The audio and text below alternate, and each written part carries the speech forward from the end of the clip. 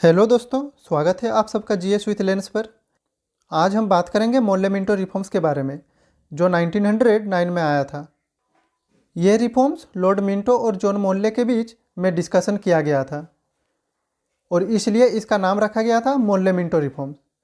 ये reforms mainly British government के तरफ से इंडिया में पॉलिटिकल पार्टिसिपेशन को इंक्रीज करने का एक तरीका था। लॉर्ड मिंटो उस समय के वाइसरॉय ऑफ इंडिया थे और John Morley secretary of state for India थे।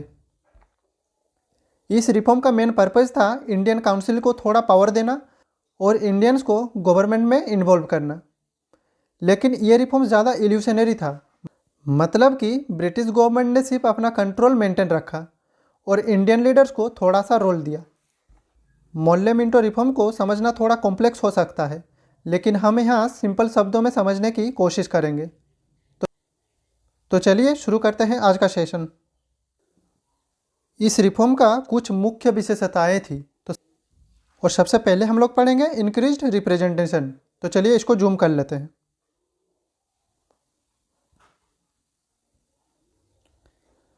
तो इसमें बोला गया है कि the number of members in the central and provincial legislative councils increased, यानी कि पहले जो लेजिस्लेटिव काउंसिल्स थे जो गवर्नमेंट के डिसीजन बनाते थे, उनमें बहुत कम इंडियन रिप्रेजेंटेटिव होते थे।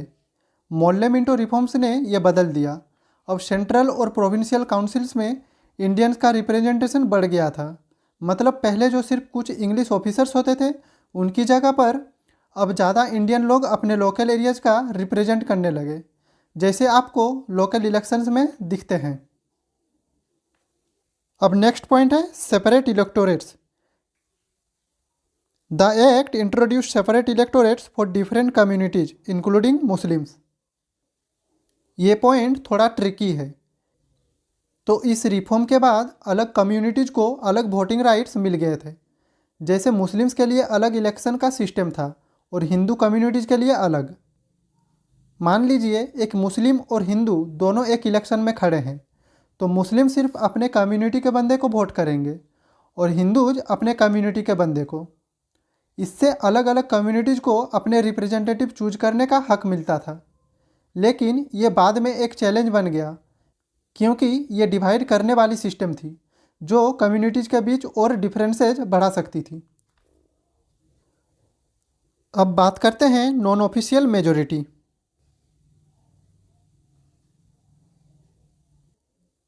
तो इस पॉइंट में बोला गया है कि the provincial legislative council was given a non official majority. तो इस पॉइंट का मतलब ये था कि जो प्रोविंशियल लेजिस्लेटिव काउंसिल होती थी, यानी कि स्टेट लेवल की गवर्नमेंट, उसमें अब ब्रिटिश लोगों के अलावा इंडियंस का ज़्यादा हिस्सा था। इसके पिछले टाइम में ब्रिटिश लोग ही सब डिसीजन लेते थे, लेकिन अब इंडियंस को अपने स्टेट में थोड़ा कंट्रोल मिल गया। जैसे अगर कोई नया लॉ पास होना था तो इंडियन मेंबर्स भी उस पर अपने व्यूज दे सकते थे। ये एक पॉजिटिव स्टेप था टुवर्ड्स सेल्फ रूल। अब बात करते हैं वोटिंग राइट्स, यानी कि वोट करने का हक।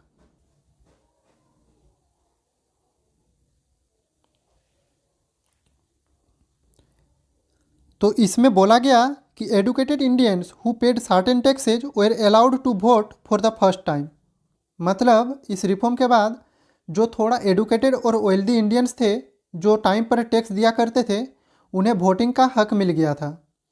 मान लीजिए अगर कोई टीचर या बिजनेसमैन है जो पढ़ाई लिखाई में थोड़ा आगे है और उसने टैक्स भी दिया है, तो उसे अपने एरिया के कैंडिडेट्स को चूज करने का हक मिलता था। ये एक तरह का राइट था जिससे एडुकेटेड लोग अपने कम्युनिटी के लिए अच्छी लीडरशिप चूज कर सकते थे।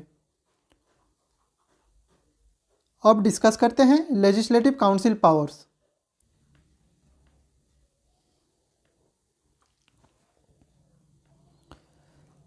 तो इस पॉइंट में बोला गया है कि members of the legislative council were given the power to discuss the budget, ask question and move resolution.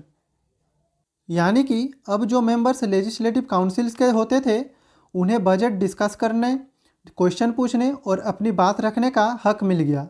जैसे एक नॉर्मल लोकल गवर्नमेंट का एक मीटिंग होता है जिसमें लोग अपनी बात रखते हैं, तो वैसे ही काउंसिल में भी लोग अपने आइडियाज़ और कॉन्सर्न्स को डिस्कस कर सकते थे। पहले ये पावर सिर्फ ब्रिटिश ऑफिशियल्स के पास थी, अब इंडियंस को भी अपने डिसीजंस में शामिल होने का मौका मिल गया। नेक्स्ट पॉइंट है इनडायरेक्ट इलेक्शन।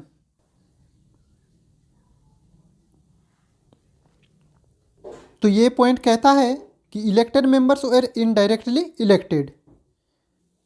ये पॉइंट आपके लिए थोड़ा कन्फ्यूजिंग हो सकता है। इसका मतलब था कि जो मेंबर्स चूज होते थे वो डायरेक्टली नहीं बल्कि इनडायरेक्टली चूज किए जाते थे।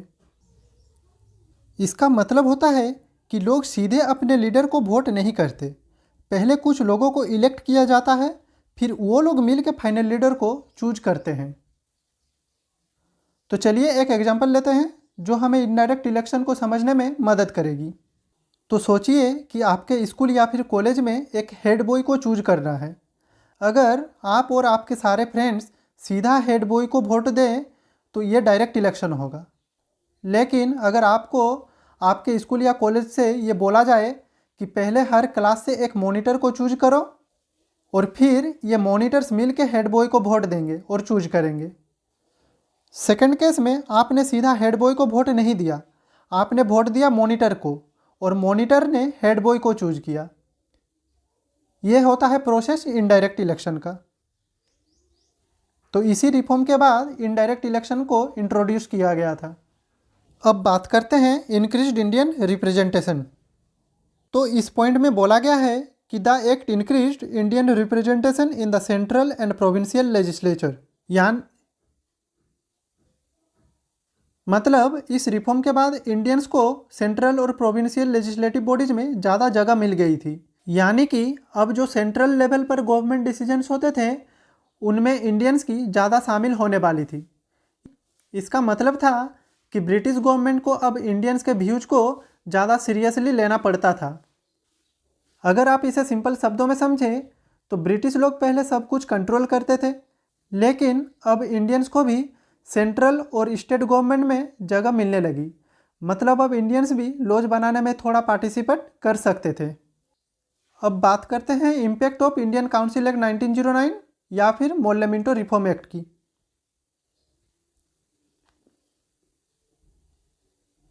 तो पहला इम्पैक्ट था first step towards communalism in India. तो हमने देखा कि इस रिफॉर्म से सेपरेट इलेक्टोरेट्स का कॉन्सेप्ट इंट्रोड्यूस किया गया था।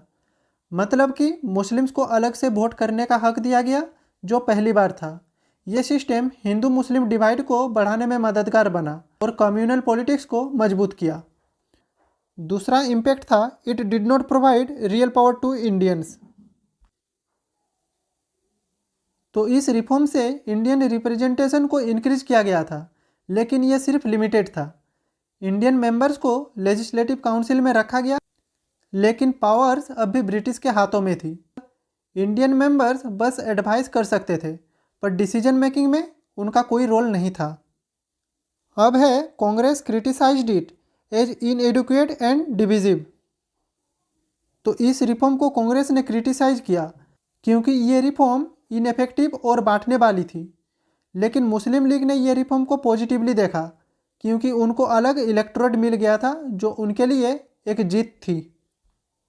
तो आज हम लोगों ने डिस्कस किया इंडियन काउंसिल एक्ट 1909 को। अगर ओवरऑल की बात करें तो मोर्लेमिंटो रिफॉर्म एक ब्रिटिश गवर्नमेंट का स्टेप था जो इंडिया में पॉलिटिकल चेंजेस लाने के लिए इंट्रोड्यूस किया गया था। इसमें दो मेन चीज़ें थी। पहली, मुस्लिम्स के लिए सेपरेट इलेक्टोरेट का सिस्टम जिसमें वो अपने लिए अलग रिप्रेजेंटेटिव चूज करते थे, और दूसरी लेजिस्लेटिव काउंसिल में ज़्यादा इंडियंस को इंक्लूड करना। ये रिफॉर्म इंडियंस को थोड़ा ज़्यादा पॉलिटिकल पावर दे रहे थे, पर साथ ही हिंदू और मुस्लिम कम्युनिटीज़ के बीच डिवाइड भी बढ़ गया। ये रिफॉर्म इंडिया के सेल्फ गवर्नेंस के रास्ते में एक इम्पोर्टेंट कदम था, लेकिन कुछ टेंशन्स भी क्रिएट कर दिए। चलिए आज का ये वीडियो यहीं पे ख़त्म होता है। Thank you for watching, and if something is not clear then feel free to ask question in the comment section. जय हिंद, वंदे मातरम।